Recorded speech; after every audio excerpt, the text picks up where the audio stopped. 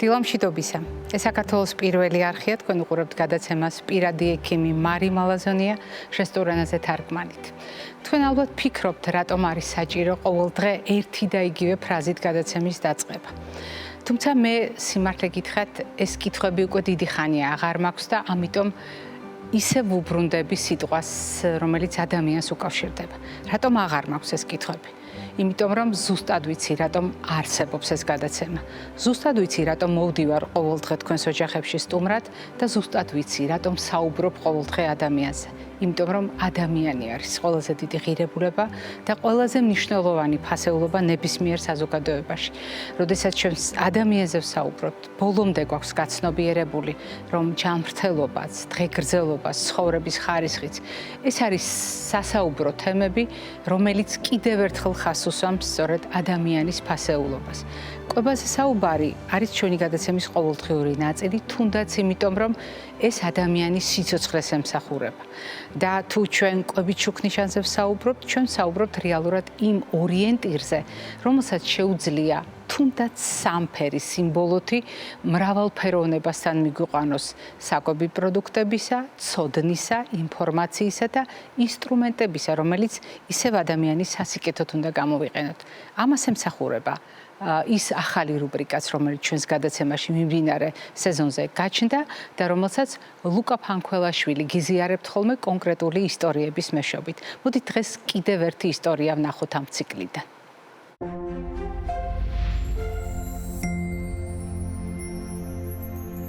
მე ვარ დაჩკუმბერიძე 9 წლის და ვარ ფეხბურთელი. კოლოშანიძე 9 წლის თამაშობ ფეხბურთს. სკოლის გაბრიჯიძე ვარ 10 წლის თამაშობ 4 წლიდან ფეხბურთს. როცა ვარჯიშები არ მაქვს, თავისუფალი დრო მაქვს, ჩავდივარ გარეთ, კენწლი, კარში ვურტყავ, კედელზე პასებს ვაკეთებ.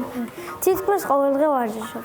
როდესაც ვარჯიშები არ მაქვს ხოლმე ფეხბურთი, ჩავდივარ ყოველთვის ეზოში, თამაშობ ჩემ მეგობრებთან ერთად ფეხბურთს.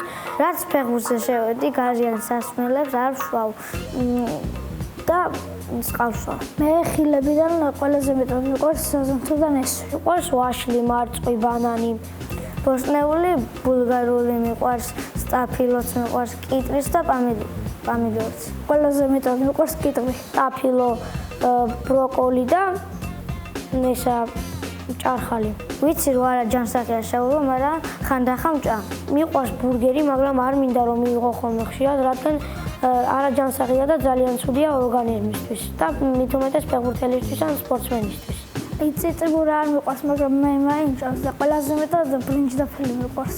აჯაბსანდალი არ მიყვარს და ეუბნებიან, მაგრამ არ ვჭა. ჩემ შემთხვევაში ბადრიჯანი არ მიყვარს, მაგრამ მაინც ვჭამ. დედაჩემი და მამაჩემი მეუბნებიან, რომ კარგად უნდა იყებო და არ უნდა იყებო ცოტა ცოტა ფეხბურთისთვის ცოტა იყებებ, ვერ ითამაშე ფიზიკურად და თუ კარგად იყებებ, ხელშეკიწყოს და უფრო კარგად იქნები. ვარჯიშის წინ ყოველთვის მივიწვევ წვიანს ან წვნიანს ან ბორშს ან სოუსს. თამაშის წინ ჭამ ბანანს და ვშვავ იოგურტს. ვარჯიშის წინ ჭამ წიწიბურას ან ხორცს, იმიტომ რომ ძალა გამყოს და ჯანზე იყო. ვარჯიში რო დასრულდება, მივდივარ სახლში, ვისვენებ და ჭამ სულ ხარჯს. სკოლის პერიოდში 9-ზე ვიძინებ და ესა 7-ზე ვიღვიძებ. ვიძინებ 10 საათზე და ვიღვიძებ სკოლის დღეებში 9 საათზე. რაც დავიბადე 9 საათზე ვიძინებ, რადგან კარგია ორგანიზმისთვის და კარგი ფეხბურთელობისთვის. ბანანი მწვანეში. ვარჯიშის მერე რო შეჭამო, ენერგიებს აღიდგინებს და დავდე მწვანეში. ბულგარულს დავდებ მწვანეზე. ბულგარულები იმიტომ დავდე მწვანეზე, რომ სასარგებლოა. და შენ შეადგინეს ხოლმე ბულგარულს? მწვანეს არა, წიწილს კი. ავოკადოს დავდებ მწვანეში. ავოკადო არის ძალიან სასარგებლო ხილი. მე პირადად არ მიყვარს ეგრეთ ძალიან გემოთი არ გამოირჩევა, მაგრამ მაინც ვჭამ რომ სასარგებლოა. სტაფილო მწვანეში. სტაფილო არის ჯანსაღი, გეხმარება გაზრდაში და არის ძალიან კარგი. თევზს დავდებ მწვანეში. გიუმჯობესებს მხედველობას და ეს ფეხბურთელებს და სპორტსმენებს ძალიან ჭირდებათ. წისთხილს დავდებ მწვანეზე. მიწისთხილი იმიტომ დავდე მწვანეზე, რომ სასარგებლოა. წითელზე მე იმიტომ დავდე მიწისთხილი, რომ როდესაც ჭამ ხოლმე ბევრი დოზით ვიღებ და ეს ძალიან ცუდია. მე ხელებას მაწყებინებს და რაღაცებს და იმის დიდი ხანია აღარ მიჭამია და აღარც მაწუხებს ხვალება და მუცლის ტკივილი ხოლმე. ვაშლი მწვანეში. ვაშლი არის ძალიან კარგი. ვარჯიშის წინ მიირთვა, იმიტომ გაგბირავს და ვეღარებიან და ვაშლი როცა წამ კბილებისა და გერგერეცხება რა. ორაგულს დავდებ მწვანეზე. მწვანეზე იმიტომ დავდე ორაგული, რომ სასარგებლოა. ბროკოლს დავდებ მწვანეში. ბროკოლი იმიტომ დავდე მწვანეზე, რომ ძალიან სასარგებლოა და თითქმის ყოველ დღე ვიღებ ბროკოლს მე. ყველი ყვითელში. ყველი იმიტომ დავდე ყვითელზე, რომ ცოტა მე არ მიყვარს და მარილებს ცოტა ბევრი. პურს დავდებ ყვითელზე. პური მე ყვითელზე იმიტომ დავდე, რომ შომ შეიცავს და ასუქებს ადამიანს. ბარკალს დავდებ ყვითელზე. ხათა მე იმიტომ დავდე ყვითელზე, რომ ცხიმში იწვება და ორგანიზმისთვის არ არის კარგი. ნაყინი ყვითელში. ნაყინი იმიტომ დავდე ყვითელში, რომ შეიცავს ტკბილს, მაგრამ ცოტა კაია. კრუასანს დავდებ წითელზე. კრუასანი იმიტომ დავდე წითელზე, რომ ცომეულია და შოკოლადი აქვს. მინერალურ წყალს დავდებ წითელში. მინერალურ წყალი იმიტომ დავდე წითელზე, რომ გაზიანია და მე გაზიანს ავშოვ. გაზიანი სასმელი წითელში. გაზიანი სასმელი იმიტომ არის ცუდი, რომ ცოტა გაბერავს და ვარჯიშში წახვიდე, იქ ვეღარ ირბენ და თამაშიც ვეღარ ითამაშებ. კარგად ჩაკეთება ცოტა თამაში. სოსის დავდებ წითელზე. სოსის იმიტომ დავდე წითელზე, რომ არა ჯანსაღია. სპორტსმენებისთვის ჯანსაღად ყვება აუცილებელია, რადგან უფრო ძლიერები და ღონიერები იყვნენ. მარე იქნები, რასაც მეტყვის, იმას გავითვალისწინებ, იმას ვიკოვებ და ეს წარმატებული ფეხბურთელი ვიქნები. მარია ექიმის სიტყვებით გაითვალისწინო ძალიან, რადგან ჯანსაღი საკვები არის ჯანსაღი საკვები გეხმარება ენერგიისთვის, გეხმარება რომ კარგად ითამაშო, კარგად ივარჯიშო და მიაღწიო მიზანს.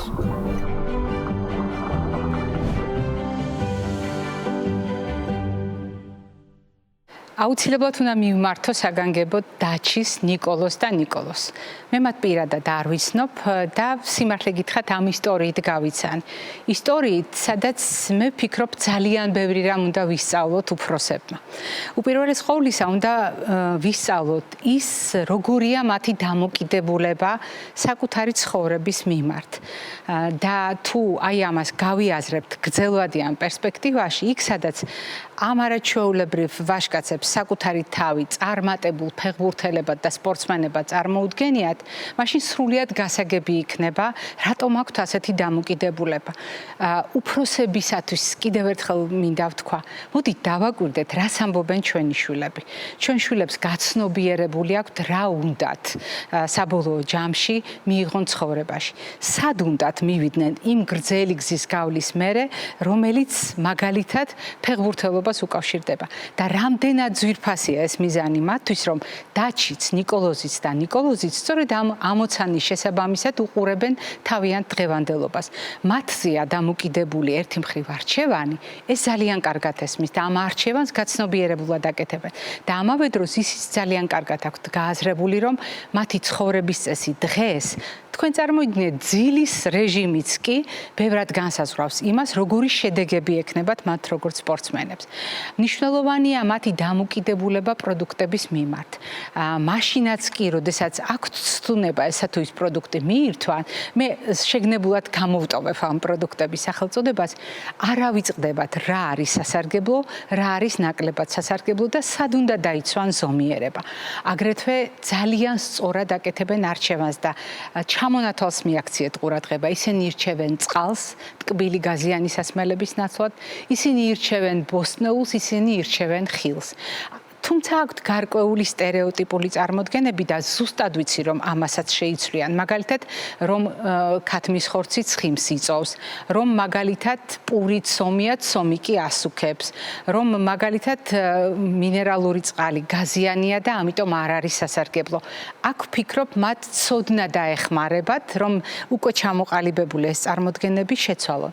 მაგრამ ერთი საკითხი, რაც მინდა აუცილებლად გაითვალისწინონ ამ არაჩვეულებრივმა ფეხბურთელებმა.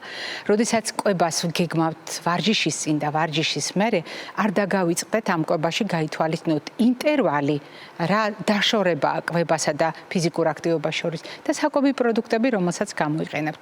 უშუალოდ ვარჯიშის დაწყების წინ, რომ არ უნდა დავიტვირთოთ, მე ვფიქრობ, ეს თქვენ ძალიან კარგად იცით. როგორ უნდა შევახამოთ პროდუქტები? მე ვფიქრობ, ამაში მშობლებიც მოგეხმარებიან და აუცილებლად გეტყვიან, რომ ხორცს 3-4 საათი ჭირდება გადამუშავებისთვის და არ არის მაინც და მაინც მიზანშეწონილი დიდი რაოდენობით ხორცს პროდუქტები უშუალოდ ვარჯიშის წინ მიირთვათ.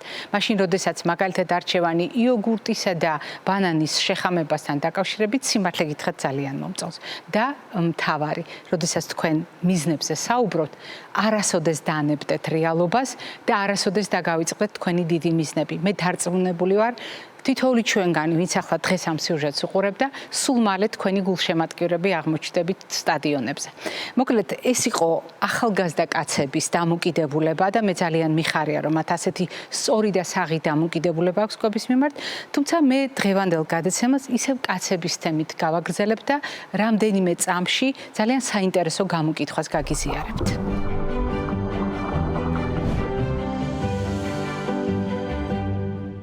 თქვენ ალბათ შენიშნეთ ძალიან ხშირად, როდესაც ამა თუ იმ თემას ვამზადებთ, ჩვენ ვცდილობთ გავარკვიოთ, რას ფიქრობს ამ საკითხთან დაკავშირებით ჩვენი საზოგადოება და რამდენად ინფორმირებულია ამა თუ იმ საკითხის გარშემო. დღევანდელი თემა სწორედ ამგვარი გახლავთ, მიუხედავად იმისა, რომ ჩვენ შეგნებულად მამაკაცებზე ვისაუბრებთ და მამაკაცების ჯანმრთელობის კონტექსტში გადმიხილავთ დღევანდელ დიაგნოზს, ჩვენ წინასწარ შევაფასეთ, რა იცის საზოგადოებამ, რომელ ჯგუფს ეხება მეტად ეს პრობლემა და სწორედ ამიტომ დავსვით ეს კითხვა. კითხვა ძალიან მარტივია. როგორ ფიქრობთ, ოსტეოპოროზი, რომელიც მე მგონია, რომ ძალიან ბევრი ადამიანისთვის უკვე ნაცნობი ტერმინი გახლავთ, დიახ, როგორ ფიქრობთ, ვის ეხება და ვის ემუქრება მეტად ოსტეოპოროზის დიაგნოზი და რასაკვირველია, მინიშნებებიც ჰქონდა, მეტად ეკუთვნის და ემუქრება ეს პრობლემა ქალებს, მამაკაცებს, ორივეს თუ შეიძლება მომხმარებელმა ჩვენი სოციალური ქსელების უპასუხოს არ ვიცი. აი გამოკითხვის შედეგები არის ძალიან საინტერესო, რაც მიუთითებს იმაზე, რომ მე ვფიქრობ, ჩვენმა გადაცემამ წლების მანძილზე თავის საქმე გააკეთა ამ მიმართულებით, იმიტომ რომ საზოგადოების ინფორმირებულობის ხარისხი არის მკვეთრად გაზრდილი. ცხადია, დროსთან ერთად მეტი ვიცით და სწორედ ეს არის ანარეკლი, რაც ჩანს ჩვენს დიაგრამაზე. დიაგრამა აჩვენებს სწორედაც კითხვის პასუხად, როგორ გადანაწილდა შედეგები და შედეგები არის მართლაც თვალსაჩინო. 34% თვლის, რომ მხოლოდ ქალებს ემუქრება ეს პრობლემა, 11% თვლის, რომ მხოლოდ მამაკაცებს ემუქრება ეს პრობლემა და 52% მიიჩნევს, რომ ეს ორივესთვის არის აქტუალური პრობლემა, ანუ ქალებისთვისაც და კაცებისთვისაც და მხოლოდ 3%-მა უპასუხა კითხვას არ ვიცი. არის თუ არა რეალურად ასე? როგორ ნაწილდება დღეს კონკრეტული დიაგნოზების შესაბამისად კლინიკურ პრაქტიკაში ოსტეოპოროზის დიაგნოზი ქალებსა და მამაკაცებს შორის და რეალურად არის თუ არა საერთო ტენდენცია სქესის მიუხედავად ოსტეოპოროზის თანამედროვე დიაგნოსტიკაში და თანამედროვე სტატისტიკაში. ამაზე უკვე ჩვენ სტუმართან ერთად ვისაუბრებთ.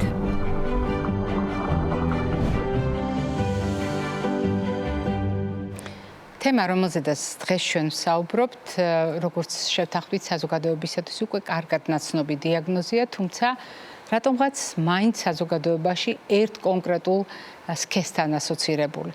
რეალურად ასეა თუ არა და რას გვეუბნება თანამედროვე მედიცინა, მათ შორის გამომწვევ მიზეზებთან დაკავშირებით და მათ შორის თანამედროვე მიდგომასთან დაკავშირებით. აი ეს არის დღევანდელი ჩვენი საუბრის თემა, ოსტეოპოროზი მამაკაცებში და ჩვენი სტუმარი გახლავთ ჩვენი გადაცემის ძალიან დიდი ხნის მეგობარი და გულშემატკივარი ენდოკრინოლოგი თიკო იორდანიშვილი. თიკო, დილამშვიდობისა. დილამშვიდობის, მარი, მადლობა მოწვევისთვის. მადლობა, რომ ამდენი წელია ჩვენ მეგობრობთ თანამშრომლობთ და გვაქვს საშუალება ამ შემთხვევაში ვისაუბროთ იმ თემაზე, რაც მაინც და მაინც შეჩვეული არ არის საზოგადოების ყურისთვის და პირიქით საზოგადოებას არ აქვს ყური შეჩვეული ამ თემასთან დაკავშირებით. ბევრისთვის ნაცნობია უკვე, რომ ოსტეოპოროზი მამაკაცებსაც ეხება. მაგრამ როგორ არის აქ წონასწორობის საკითხი, ეს ცალკე თემა. მოდით ცოტა გავიხსენოთ ზოგადად ოსტეოპოროზი რა არის და დიახ, რა პრობლემაა და რამ შეიძლება მიიყვანოს დამოუკიდებლად იმისგან ქალია თუ კაცი ორგანიზმი ოსტეოპოროზამდე. ოსტეოპოროზი ეს არის დაავადება, რომლის დროსაც ქვეითება ძვლის მინერალური სიმკვრივე, ძლოვანი მასა და შესაბამისად იმატებს მოტეხილობების რისკი. ანუ ამით არის საშიში ეს დაავადება და თუმცა ძველი ფიზიოლოგიურად ასაკთან ერთად ბერდება, თუმცა რაღაც გარკვეულმა რისკ ფაქტორებმა შეიძლება ეს პროცესი დააჩქაროს და ადრეულ ასაკშიც გამოვლინდეს ოსტეოპოროზი. ოსტეოპოროზი რატომღაც მიჩნეული იყო, რომ უფრო ხშირად ქალებს ემართებათ დღემდე და შესაძლოა ეს იმით აიხსნებოდეს, რომ საწყისი ძლოვანი მასა ქალებს მამაკაცებთან შედარებით უფრო ნაკლები გვაქვს და კიდევ ძირითადი რისკ ფაქტორია ის სასქესო ჰორმონების დონის დაქვეითება ქალებში ოდნავ უფრო ადრე იწყება დაახლოებით 50 წლის შემდგომ მენოპაუზა, როდესაც საკვარცხლის ფუნქცირება ქვეითდება და ქალური ჰორმონების ესტროგენების დონე მცირდება სისხლში. მამაკაცებში ეს ოდნავ უფრო მოგვიანებით ხდება დაახლოებით 60-70 წლის შემდეგ და შესაბამისად ეს ძლოვანი დანაკარგი უფრო მოგვიანებით რადგან უვითარდებოდათ მათ და გამოვლენა და დიაგნოსტირება ამ დაავადების უფრო იშვიათი იყო. ჩვენი შეხედულებაც ასეთი იყო წლების წინ, რომ უფრო მეტად ქალების დაავადებად ითვლებოდა. თუმცა დღესდღეობით ასე არ არის. ზოგადად ოსტეოპოროზით გამოწვეული მოტეხილობის რისკი და სტატისტიკა ძალიან იზრდება და ამ ეტაპზე არსებული მონაცემებით ყოველწლიურად დაახლოებით 8.9 მილიონი მოტეხილობა ვითარდება წელიწადში და აი დროში რო გადაუთვალოთ, წარმოვიდგინოთ, რომ ყოველ 3 წამში რაღაც ერთი მოტეხილობა ადამიანს ემართება მთელ მსოფლიოში. ეს სტატისტიკა სამწუხაროდ ძალიან მზარდია და მეტად მზარდია მამაკაცებში. აი დაახლოებით 1990 წელთან შედარებით 2050 წლისთვის ვარაუდობენ, რომ მამაკაცებში პოროზით გამოწვეული მოტეხილობის რისკი მოიმატებს 310%-ით, ანუ დაახლოებით 3ჯერ და უფრო მეტად. და ქალბატონებში დაახლოებით 240%-ით, ანუ მამაკაცები სამწუხაროდ წამოგვეწევიან ამ ამბავში, როგორც ჩანს, როგორც სტატისტიკა ვარაუდობს ამას და თვითონ სიკვდილობაც გამოწვეული ოსტეოპოროზით საკმაოდ მაღალია. აი ევროპის ქვეყნებს შორის ქრონიკული დაავადებებით სიკვდილობით მე-4 ადგილზეა ოსტეოპოროზის მოტეხილობებით გამოწვეული სიკვდილობა. პირველ ადგილზეა გულის იშემიური დაავადებით გამოწვეული სიკვდილობა, მეორეზე დემენცია, მესამეზე არის ფილტვის კიბო და მე-4 ადგილს იკავებს ოსტეოპოროზით გამოწვეული მოტეხილობებით შემდგომში გართულებული სიკვდილობა. ჩამორჩება მას ფქოდით და ინსულტით სიკვდილობა. ანუ საკმაოდ მაღალია სტატისტიკა ოსტეოპოროზისა და სწორედ ამიტომ რომ ოსტეოპოროზი იწვევს ძლოვანი მასის დაქვეითებას, ხდება ძვლის გამეჩხერება, გამოფიტვა და იზრდება უმნიშვნელო ტრავმებზე მოტეხილობის რისკი და განსაკუთრებით ოსტეოპოროზს ახასიათებს ისეთი მნიშვნელოვანი ძვლების მოტეხილობა, როგორიც არის ბარძაყის ყელის მოტეხილობა. ეს შეიძლება იყოს ხერხემლის მალების კომპრესიული მოტეხილობა, შეიძლება იყოს პერიფერიული ძვლების მოტეხილობა და ასეთ მოტეხილობებს, აი განსაკუთრებით ბარძაყის ყელის მოტეხილობასთან ხშირად არის ასოცირებული სიკვდილობა თრომბოემბოლიის გართულების გამო სამწუხაროდ და ვინაიდან დიაგნოსტირებული ამ პაციენტების უმრავლესობა არ არის, აი დღევანდელი მონაცემით 80% არ არის დიაგნოსტირებული პაციენტებისა, ვისაც ოსტეოპოროზი აქვს.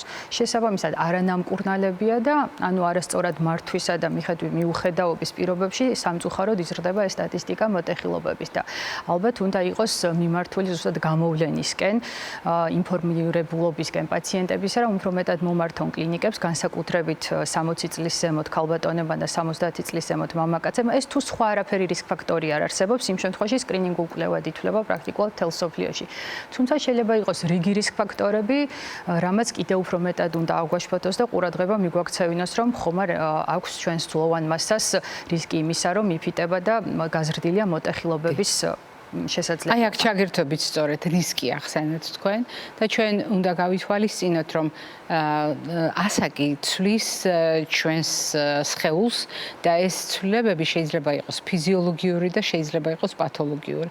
არ არის აუცილებელი, რომ საზოგადოებამ ჩვეულ მდგომარეობად ასაკთან ერთად მიიღოს ოსტეოპოროზი და ის ღრმა გამოფიტვა, რომელზედაც თქვენ საუბრობდით. მით უფრო რომ ოსტეოპოროზის მიღმა შეიძლება იყოს უამრავი სხვა მიზეზით და ეს არ არის ხოლმე ერთადერთ ფაქტორთან დაკავშირებული და შეიძლება იყოს არა ერთ, არამედ რამდენიმე სისტემასთან დაკავშირებული მიზეზით განპირობებული. რამ შეიძლება მიიყვანოს ორგანიზმი ოსტეოპოროზთან და რატომ შეიძლება ამ საკითხით დაინტერესებული იყოს თირკმელი, ღვიძლის, კუჭნაწლავის ტრაქტის და ასე შემდეგ სისტემა. კი, ნამდვილად ბევრია რისკ ფაქტორები, რასაც მიუყვავართ ძვლოვანი მასის კარგვამდე. ნუ ყველაზე მნიშვნელოვანი მაინც ცხოვრების წესია და განსაკუთრებით აი მოზარდობის პერიოდიდან, იმიტომ რომ ძვლოვანი მასის ჩამოყალიბება იწყება დაბადებისთანავე და პიკურ მასას ჩვენი ძვალი აღწევს დაახლოებით 30 წლისთვის. შემდგომ არის ეს პლატოს პერიოდი, როცა ვინარჩუნებთ ამ პიკურ მასას და როგორც თქვით, აი სასქესო ჰორმონების დაქვეითების შემდგომ ფიზიოლოგიურად ქალებში 50 წლის შემდეგ და მამაკაცებში 60-70 წლის შემდეგ მკვეთრად ქვეითდება ძვლის მინერალური სიმკვრივე. თუმცა თუ ჩვენ თავდაპირველად არ დავიგროვეთ ეს პიკური მასა და თუ ბავშვი არ იკვებება სწორად მოზარდობის პერიოდში, განსაკუთრებით არ იღებს კალციუმით მდიდარ საკვებ რაციონს, როგორიც არის ნუ ძირითადად მაინც რძის პროდუქტები, ხო? დ-ვიტამინით მდიდარ საკვებ რაციონს. არ აქვს ფიზიკური აქტივობა. ფიზიკური აქტივობა უდიდესი მნიშვნელობის მატარებელია ძვლოვანი მასის ჩამოყალიბებაში, იმიტომ რომ ვარჯიშის დროს ხდება როგორც კუნთოვანი მასის ზრდა, ასევე სისხლის მიმოქცევის გაუმჯობესება ძვლის ქსოვილში, მინერალებით, ვიტამინებით მისი მომარაგება და ფორმირების პროცესი და თუ ეს პროცესი დარღვეულია, ძვალი ვერ ყალიბდება მკვრივი და შესაბამისად ასაკში უფრო სწრაფად იფიტება და მოტეხილობის რისკი კიდევ უფრო მეტად იმატებს. ნუ მნიშვნელობა აქვს თამბაქოს მოხმარებას, მით უმეტეს მოზარდობის პერიოდში. ხა შეიძლება რაღაც 50 წლის ზევით რომ დაიწყოს ადამიანმა თამბაქოს მოხმარება, ისეთი გავლენა აღარ იქონიოს ძვალზე, მაგრამ აი ახალგაზრდებში ძალიან მნიშვნელოვანი იმის პროპაგანდა, რომ ავარიდოთ მათ თამბაქოს მოხმარება. ასევე მნიშვნელოვანია გაზიანი და კოფეინიანი სასმელების მოხმარება, იმიტომ რომ ასეთი სასმელები რეცხავს კალციუმს ჩვენი ორგანიზმიდან. ალკოჰოლს აქვს უდიდესი მნიშვნელობა და თუ ხშირად მოიხმარს ადამიანი ალკოჰოლს, ქვეითდება როგორც კალციუმის შეწოვა წვრილი ნაწლავიდან, ასევე აქტიურდება ძვლის რღვევის ანუ რეზორბციის პროცესი. გენეტიკური ფაქტორებია მნიშვნელოვანი. მემკვიდრეობით ოსტეოპოროზი ნამდვილად გადაეცემა და არის ესეთი ბრიტანელების მიერ შედგენილი ფრაქს კალკულატორი, რომელიც არის ალგორითმი, გუჩვენებს მომდევნო 10 წელიწადში რამდენია შესაძლო მოტეხილობის განვითარების რისკი და პირდაპირ ჩამონათვალში წერია, რომ აი დედასთან მამას თუ ჰქონდა ბარძაყის ყელის მოტეხილობა, მოიხმარ თუ არა თამბაქოს, ხარ თუ არა ალკოჰოლის მომხმარებელი. ასევე რიგი მედიკამენტები შეიძლება იყოს, რომელიც აპროვოცირებს ძვლის რღვევას და ძვლის გამოფიტვის პროცესს. ყველაზე ხშირია მედიკამენტებიდან სტეროიდები, ჰორმონები, რომელიც თუ 3 თვეზე მეტი ღებულობს პაციენტის სტეროიდებს, უკვე ძალიან დიდია რისკი, რომ ძვალი გამოიფიტოს და ოსტეოპოროზის სკრინინგი ჩატარდეს. არის თიროქსინის ჭარბი დოზა, რომელიც ხშირად ჭირდებათ პაციენტებს ფარისებრი ჯირკვლის სიმსივნის შემდგომ ოპერაციის შემდგომ რამოდენიმე თვე, რომ იყვნენ ეს დამთრგუნვალ თერაპიაზე, სუპრესიულ თერაპიაზე და თუ მაღალი დოზით იღებს ლევოთიროქსინს, ამ შემთხვევაშიც იმატებს ძვლის რღვევის რისკი. ქიმიოთერაპია აპროვოცირებს ძვლის რღვევას, სხვადასხვა ჰორმონები, რომელიც ხელოვნურად რგუნავს ქალებში ესტროგენებს და მამაკაცებში ტესტოსტერონს, ონკოპაციენტებში, აი მაგალითად მამაკაცებში ხშირია პროსტატის სიმსივნის დროს ისეთი ჰორმონები, რომელიც ხელოვნურად რგუნავს სათესლის ფუნქციას და შესაბამისად მკვეთრად ზრდის მოტეხილობის რისკს, იმიტომ რომ ძვლის რღვევა ამ დროს აქტიურდება. ქალბატონებში იგივე მკერდის კიბოს დროს, როდესაც ესტროგენი უნდა დაქვეითდეს, რომ შემცირდეს დაავადების რეციდივის რისკი. ნუ არის კიდევ სხვა დაავადებები, თუ გნებავთ დაავადებებსაც შევეხოთ, რომელთაც მეორადად მივყავართ ოსტეოპოროზი. რამდენიმე დავასახელოთ მოკლედ, იმიტომ რომ მამაკაცების ოსტეოპოროზე რამდენიმე ძალიან მნიშვნელოვანი შეკითხვა მაქვს. კი ბატონო, ესე იგი დაავადებები, რომელმაც შეიძლება მიგვიყვანოს ძვლის სიმკვრივის დაქვეითებამდე, ეს არის ტოქსიური ციყვი მაგალითად, როდესაც ფარისებრი ჯირკვალი ზედმეტად აქტიურად მუშაობს და ფიზიოლოგიურზე უფრო მეტ ჰორმონს გამოყოფს, ვიდრე ჩვენ გვჭირდება, ეს იწვევს ძვლის რღვევას. ეს შეიძლება იყოს ფარისებრ-ახლო ჯირკვლის დაავადებები, რომლის დროსაც პარათორმონი გამოიყოფა ჭარბად, იწვევს ძვლიდან კალციუმის გამორეცხვას, სილში კალციუმის სიჭარბეს, ჩალაგებას სხვადასხვა ორგანოებში და სისხლძარღვებში და ზრდის მკვეთრად მოტეხილობის რისკებს. ეს შესაძლოა იყოს თირკმლის ქრონიკული დაავადებები და განსაკუთრებით აი ჩანაცვლებით თერაპიაზე ხელოვნურ თირკმელზე ჰემოდიალიზზე მყოფ პაციენტებში ძალიან ხშირია ძვლის სიმკვრივის დაქვეითება, ვინაიდან ამ დროს ვერ ხდება დ-ვიტამინის გააქტიურება, კალციუმის ნორმალურად შეთვისება და ამ დროსაც პარათორმონი იმატებს, ხდება ძვლის რღვევის გააქტიურება და ასეთ პაციენტებს ძალიან მაღალი აქვთ ოსტეოპოროზისა და ოსტეოპოროზის განვითარებისა და შესაბამისად ასოცირებული მოტეხილობების რისკი. ღვიძლის ქრონიკული დაავადებების დროს ასევე ვერ ხდება დ-ვიტამინის გააქტიურება, კუჭნაწლავის ტრაქტის სხვადასხვა პრობლემების დროს ისეთი როგორიც არის ნაწლავ სარწყავის ანთებითი პრობლემები, ცელიაკია, ვინაიდან ამ დროსაც ირღვევა სხვადასხვა მინერალების, კალციუმის, დ-ვიტამინის შეთვისება და ეს დიდ გავლენას ახდენს ძვლის მასის დაქვეითებაზე. ასევე პაციენტები, რომელიც ქრონიკულად მოიხმარენ გასტროპროტექციის მიზნით ამ ეგრეთ წოდებულ კუჭის დამცავებს პროტონული ტუმბოს ინჰიბიტორებს, ამ დროსაც იზრდება ოსტეოპოროზის რისკი, ვინაიდან კალციუმი არის მინერალი, რომელსაც ჭირდება მჟავე გარემო შესათვისებლად და თუ მუდმივად ჩვენ ხელოვნურად ვაქვეითებთ კუჭში არსებულ მჟავას და მჟავიანობას, ხელოვნურად შესაბამისად ქვეითება კალციუმის შეთვისება და იზრდება აქაც ოსტეოპოროზის რისკი. თუმცა არის რაღაც კალციუმის მარილები, მაგალითად ციტრატი, რომელიც ამ დროს შეიძლება გამოვიყენოთ პაციენტში და არა კარბონატი, რომ აი შეთვისების შესაძლებლობა გავზარდოთ და ასევე კალციუმის ციტრატი სხვათა შორის ნაკლებად აჩენს კენჭებს თირკმელში და ყოველთვის ასევე ურჩევთ პაციენტებს, რომ თუ კალციუმს ღებულობენ, მოიხმარენ ყოველდღურად, გაზარდონ წყლის მოხმარება, რომ თირკმის ფილტრაცია გაიზარდოს და არ დაგროვდეს კალციუმის მიკროლითები, კენჭები თირკმელში. მოდით დაუბრუნდეთ მამაკაცებს. მამაკაცები, რომლებიც დღეს პირველად მოისმენენ ამ ინფორმაციას, ცოტა არ იყოს გაოცებულები დარჩებიან და ზოგიერთ შემთხვევაში თავს დაჩაგრულად იგრძნობენ, იმიტომ რომ ქალებმა ასე თუ ისე ოსტეოპოროზის რისკის შესახებ უკვე რამდენიმე 10 წლეულია ბოლო წლების განმავლობაში ყოველ შემთხვევაში შეიტყვეს და სულ ამ თემაზეა საუბარი, მინიშნება განსაკუთრებით ჰორმონული დისბალანსის ფონზე, რომელიც ასაკის მატებასთან ერთად მენოპაუზის დადგმასთან ერთად დიახ ყოველთვის იყო განმარტებული. და კაცები, რომლებიც ახლა აღმოჩნდნენ ამ ფაქტის წინაშე, რა თქმა უნდა, დასვამენ კითხვას, განსხვავდება კაცების ოსტეოპოროზი ქალების ოსტეოპოროზისგან, როგორც დიაგნოსტიკით, ასევე მართვის თვალსაზრისით. პრინციპში არ განსხვავდება, როგორც თქვით, მამაკაცებში დაახლოებით 60 წლის ზემოთ იწყებს ტესტოსტერონის დონე დაქვეითებას, ნუ თუ არ არის ისეთი პირველადი დაავადებები, რომლის დროსაც ზიანდება სათესლე და პირველადად ქვეითდება სასქესო ჰორმონების დონე, ან ჰიპოფიზის პრობლემები, როდესაც ცენტრალურად ჰიპოფიზიდან და ჰიპოთალამუსიდან ვერ მოდის სტიმული სათესლის სამუშაებლად და ჰიპოგონადიზმი, ანუ სასქესო ჰორმონების პირველადი თუ მეორეული მიზეზი ხშირად იწვევს ოსტეოპოროზს. თუ განვითარდა ოსტეოპოროზი, დიაგნოსტიკის პრინციპები ნამდვილად არ განსხვავდება. ოქროს სტანდარტად დღესდღეობით მაინც ითვლება ორმაგენერგეტიკული დექსადენსიდომეტრია, რომელიც საზღვრავს ძვლის მინერალურ სიმკვრივეს ერთეულ ფარჩში და პაციენტის სქესის, ასაკის, წონის, სიმაღლის, ეთნიკურობის გათვლით ანგარიშობს ნორმასთან შედარებით რამდენად არის სლოვანი მასა დაქვეითებული სტანდარტიდან გადახრილი და არის ოსტეოპენია, ანუ საწყისი ეტაპი ძვლის სიმკვრივის დაქვეითების თუ უკვე ოსტეოპოროზი, როდესაც მოტეხილობის რისკი შედარებით უფრო მეტია.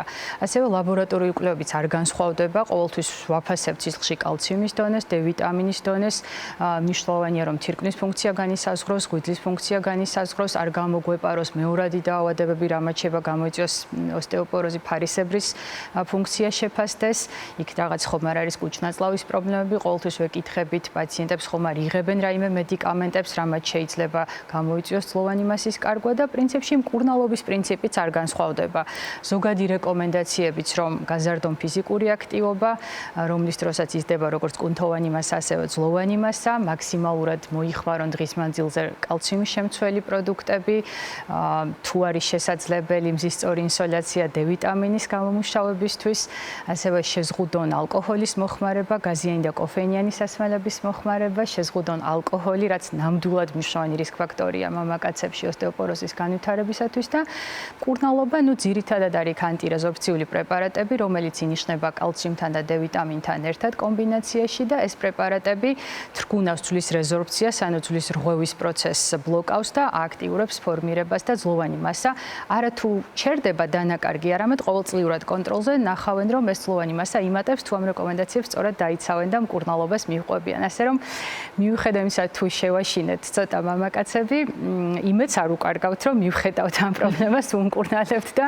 სლოვანი მასის გაზრდაში დავეხმარებით. ამის საშუალება ნამდვილად ძალიან მნიშვნელოვანი იყო ეს ფრაზები, მით უფრო რომ ჩვენი ინფორმაცია განკუთვნილი არა იმისთვის, რომ ადამიანები დააფრთხეთ და დავაფრთხოთ საზოგადოება, ამ გადაცემის ამოცანა ყოველთვის იყო საზოგადოებისათვის ინფორმაციის მიზოდება და ხშირ შემთხვევაში დახმარება ორიენტირების პოვნაში.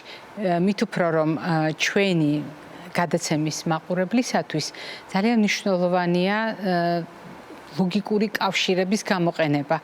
იმ კავშირების, რომელიც ნებისმიერ თემასთან მიმართებაში საყურადღებოა. ერთი მხრივ, როდესაც ოსტეოპოროზის რისკი არსებობს და ოსტეოპოროზის რისკი თავისთავად მოტეხილობების რისკთან არის დაკავშირებული და მკვეთრად გაუარესებასთან ცხოვრების ხარისხისა.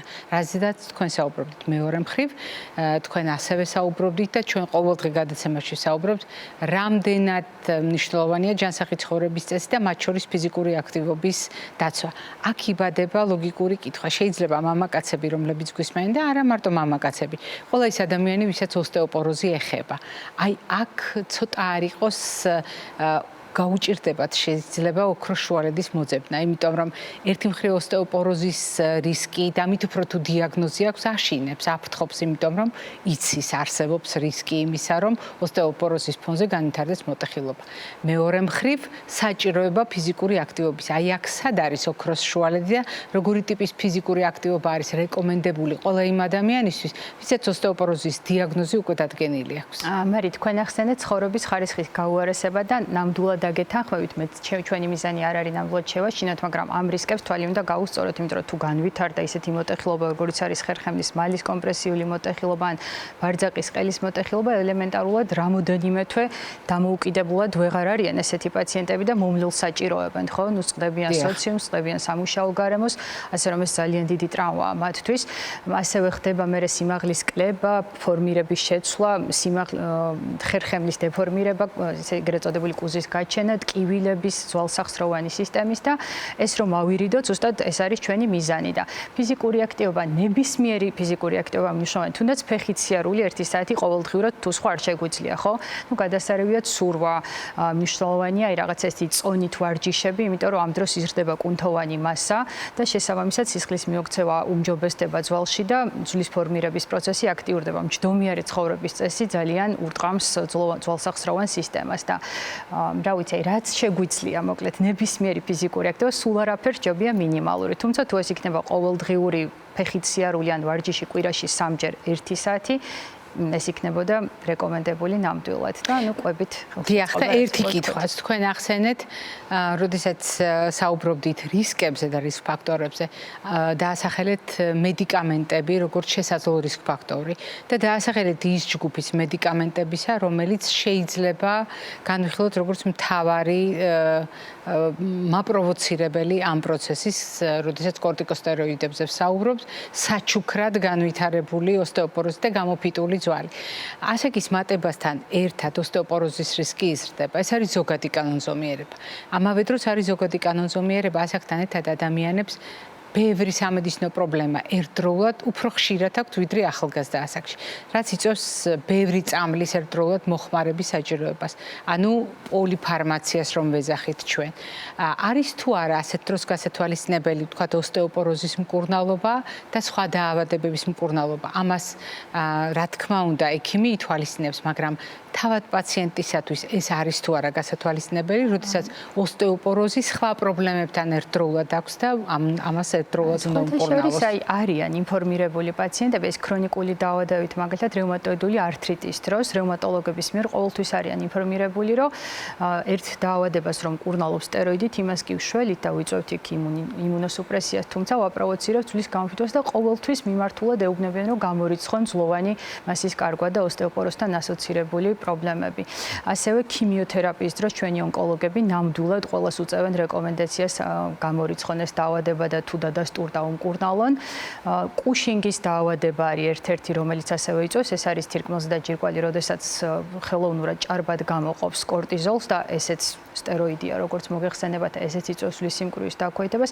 ძირითადად ჩვენი პაციენტები არიან ნამდვილად ინფორმირებული მათი მკურნალი ექიმების მიერ, თუ იღებენ ისეთ მედიკამენტებს ან თუ იტარებენ ქიმიოთერაპიას, რომ აუცილებლად შეფასდეს ძვლოვანი მასა და შესაბამისად იმკურნალონ და თქვენ ახსენეთ, მარი, რომ გარდაუვალია ასაკთან ერთად ძვლოვანი მასის კარგვა და ასოცირებული, ხო, პრინციპში და ასევე სარკოპენიაც, კუნთოვანი მასის კარგვა, რაც მე ასოცირებულია ხშირ დაცემებთან და დაცემების სიხშირე შესაბამისად ზრდის მოტეხილობის რისკსაც. რამაც აქაც კიდე ისევ მივდივართ ფიზიკურ აქტივობამდე, რომ გავზარდოთ კუნთოვანი მასა და შევამციროთ დაცემების სიხშირე და მასთან ასოცირებული მოტეხილობები, ისევ და ისევ გავზარდოთ ვარჯიშისა და ფიზიკური აქტივობის როლი ჩვენს ცხოვრებაში და რა ვიცი, ჯანსაღი ცხოვრების წესი, როგორც ყველა დაავადების პრევენცია და პროფილაქტიკა. და დასასრულს ჩვენი გადაცემის დასასრულს მე გაგიზიარებთ დიაგრამას, რომელიც ასახავს ჩვენი დღევანდელი თემისთვის მზადების სურათს.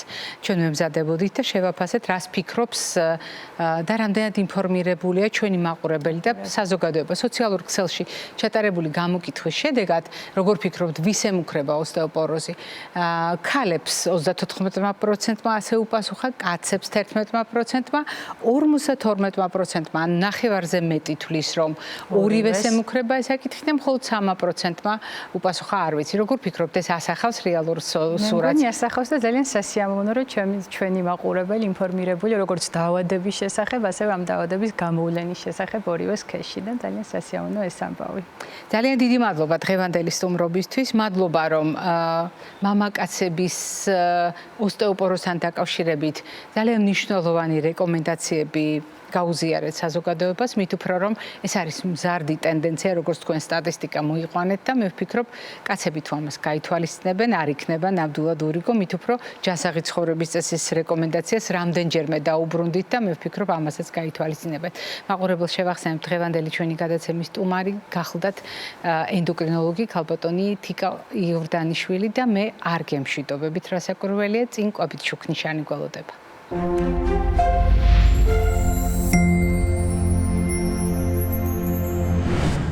კვებითი შუქნიშანი ორიენტირია. ჩვენ ამაზე შევთანხმდით და ინფორმაცია, რომელსაც კვებითი შუქნიშნის ფარგლებში ისმენთ, გარკვეულწილად არის ზოგადი ყველასათვის მეტნაკლებად გამოსაყენებელი, მაგრამ იმის გათვალისწინებით, რომ ინფორმაცია უნდა მოირგოს ადამიანმა თავისი საჭიროების შესაბამისად, რადგან არ არსებობს უნივერსალური საკვები, არ არსებობს ყველასათვის ერთნაირად სარგეო და ასეთ შემთხვევაში, როდესაც ოსტეოპოროზზე საუბრობთ და განსაკუთრებით მამაკაცების შემთხვევაში, ჩვენ შევთანხმდით, რომ ცხოვრების წესის ფაქტორები შეიძლება აღმოჩნდეს როგორც პრევენციისათვის, ასევე უკვე პრობლემის მართვისათვის ერთ-ერთი მთავარი ინსტრუმენტი ფიზიკურ აქტივობასთან ერთად და ცხოვრების წესის სხვა ფაქტორების მოწესრიგებასთან ერთად არ დაგავიწყდეთ წონის მართვა. ოპტიმალური წონა შეიძლება აღმოჩნდეს ერთ-ერთი ყველაზე ადვილად მოსარგები გასაღები ჯანმრთელობისათვის, როდესაც ვლაპარაკობთ ოსტეოპოროზის რისკებზე. ადეკვატური ჰიდრატაცია, ანუ წყლის ადეკვატური მომარაგება არის არსებითი და მნიშვნელოვანი. არ დაგვავიწყდეს ყველა ის პროდუქტი, რომელიც არის ჩვენს კვებით შუქნიშანში, რომელსაც შეუძლია დაჟანგვის საწინააღმდეგო ეფექტი ჰქონდეს, ანთების საწინააღმდეგო ეფექტი ჰქონდეს, უამრავი ვიტამინითა და მინერალით მოამარაგოს ჩვენი ორგანიზმი. რასაკვირველია, ტკბილ პროდუქტებთან დაკავშირებით, ცხიმით დატვირთულ პროდუქტებთან დაკავშირებით, ალკოჰოლით დატვირთულ პროდუქტებთან დაკავშირებით უამრავი რამ შეგვიძლია ვთქვა, მაგრამ დღეს შეგვიძლია ცალკე გამოვყოთ თამამად მარილი, რომელსაც შეუძლია შექმნას გარკვეული რისკები. თქვენ გონიათ, რომ რაშუაშია კალციუმის და D ვიტამინის სვლის დარღვევა და რაშუაშია მაგალითად სუფრის მარილი, რომელიც ნატრიუმის ქლორიდია.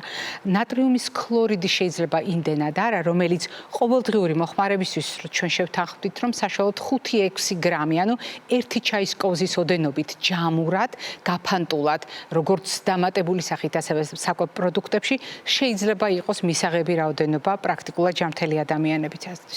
არა, ჩვენ აქ საგანგებოდ უნდა გამოვყოთ ნატრიუმი, რომელიც ერთ ჩაის ჭიქა სუფრის მარილში 2300 მილიგრამია და რომელიც ითვლება ოპტიმალურ დოზად, ზოგიერთ შემთხვევაში ჩვენ გვჭირდება უფრო ნაკლები ნატრიუმის მოხმარება. რაც უფრო მლაშია საკვები, რაც უფრო დატვირთულია სხვადასხვა პროდუქტი ნატრიუმის ქლორიდით და შესაბამისად ნატრიუმით, ეს ქმნის დიდ პრობლემებს, იმიტომ რომ დიდ რაოდენობას წყლისა კარგავს თირკმელი, კარგავს სხვადასხვა ნაერთს მასთან ერთად და თქვენ წარმოიდგინეთ, იკარგება კალციუმი, რაც იმას ნიშნავს, რომ მხოლოდ მლაშე პროდუქტები რომ ავიღოთ რისკ ფაქტორად, მას შეუძლია შექმნას დამატებითი რისკები ან არსებული ოსტეოპოროზის დროს გააღრმავოს პრობლემები. მოდით გავიხსენოთ, როგორ აღიქმება ნებისმიერ შემთხვევაში წარმოდგენა ოსტეოპოროზთან დაკავშირებით.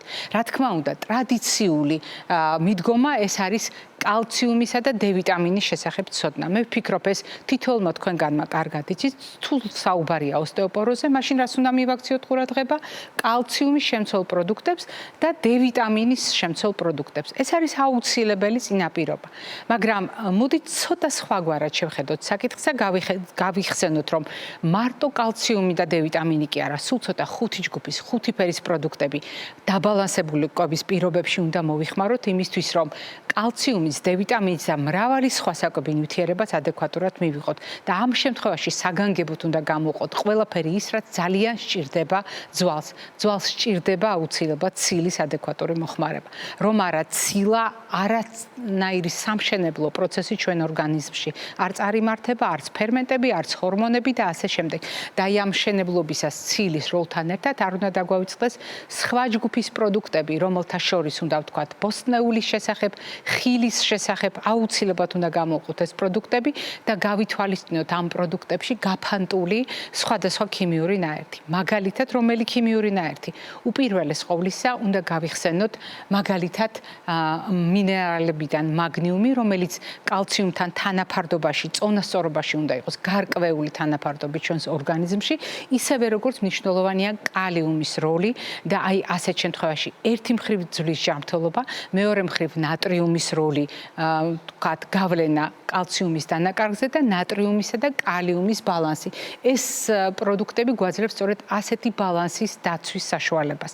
და კიდევ ერთი ძალიან მნიშვნელოვანი საკითხი, კონკრეტული ვიტამინები, რომელიც ძვლის სტრუქტურის ჩამოყალიბებაში გადამწყვეტ როლს ასრულებს.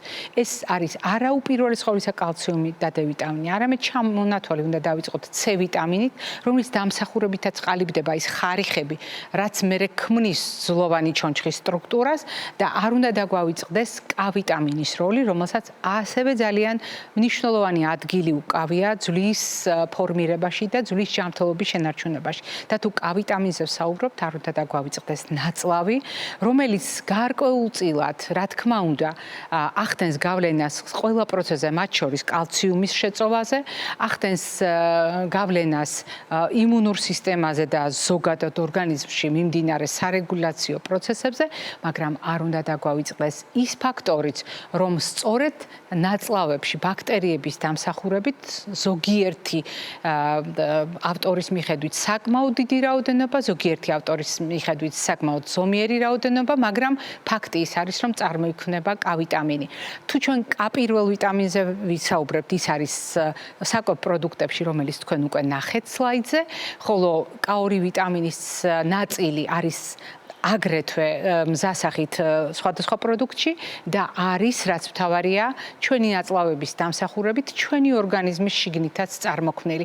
ამას აქვს არსებითი მნიშვნელობა ჩვენი ჯანმრთელობისათვის, ზოგადად ძვლოვანი ჩონჩხის ჯანმრთელობისათვის, იმიტომ რომ დღევანდელმა ჩვენმა საუბარმა და ვფიქრობ კვებითმა შოქნიშანმა კიდევ ერთხელ დაგიდასტურათ, რომ დიახ, შესაძლებელია ნაწლავის მოწესრიგებით ჩვენ ზოგადი ჯანმრთელობა და მათ შორის ოსტეოპოროზის რისკები შევამციროთ. ეს არის დღევანდელი ჩვენი რეკომენდაციები. მე ამით გემშვიდობებით ჯანმრთელობას და დღეგრძელობას გისურვებთ.